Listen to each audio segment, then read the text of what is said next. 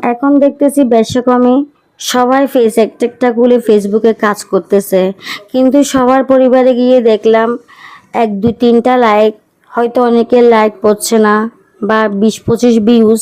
তো দূর ব্যতিক্রম আমারও হচ্ছে প্রথম প্রথম, আগের তুলনায় আমার ভিডিও কিন্তু এখন অনেক ভালো হচ্ছে। কালকে আমি একটা দিদির ভিডিও দেখে ইন্সপায়ার হয়ে অনেক কিছু শিখতে পারলাম, জানতে পারলাম। কারণ সে জিনিসগুলো আমরা যদি প্রতিনিয়ত না করি তাহলে ফেসবুক মামা কখনো আমাদের ভাইরাল করবে না। আর ভাইরাল করার জন্য ফেসবুক মামা থেকে আমাদের সাথে থাকতে হবে। হয়তো আমরা অন্যের পরিবারে গিয়ে সবাইকে বলবো আমার পরিবারে যাবেন, আমন্ত্রণ রইল, একটা লাইক দিব, একটা কমেন্ট দিব, সে অনুযায়ী 8 10টা লাইক পড়বে বা 100টা ভিউজ হবে, কিন্তু তা এর মধ্যে আর ভিউজ হবে না। ভিউজ করার জন্য আমাদের প্রতিনিয়ত ভালো কাজ করতে হবে, ভালো কন্টেন্ট বানাতে হবে, ভালোভাবে ভিডিও এডিটিং করতে হবে, ভালো একটা দামি ফোন লাগবে। হ্যাঁ, আমি জানি সবার ক্ষেত্রে থাকে না, অনেকে থাকলে অনেকের থাকে না, কিন্তু সব সময় চেষ্টা করব আমরা প্রতিনিয়ত সবসময় ভালো একটা জিনিস দিয়ে ফেসবুক মামাকে মনটা খুশি রাখার জন্য। ফেসবুক মামা ভাইরাল করলেও তো আমরা ভাইরাল হতে পারবো।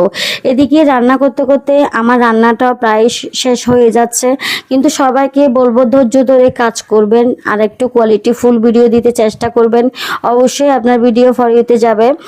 আমি কিন্তু ফেসবুকে অনেক কাজ জানতাম না, বুঝতাম না, কিন্তু অন্যের ভিডিও দেখতে দেখতে ইন্সপায়ার হয়ে অনেক কিছু শিখতে পারলাম, আগামী দিনেও শিখতে পারবো।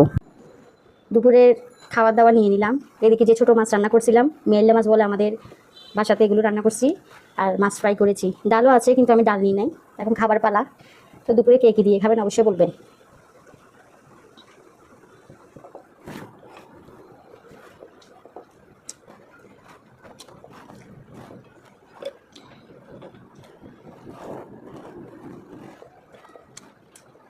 এই ছোটো মাছগুলো অনেক ভালো লাগে।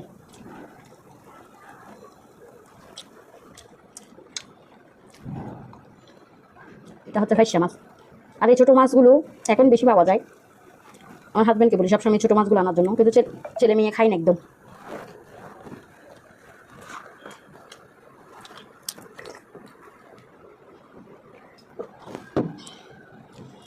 তো সবাই সুস্থ থাকবেন, ভালো থাকবেন, আমার জন্য দোয়া এবং আশীর্বাদ করবেন।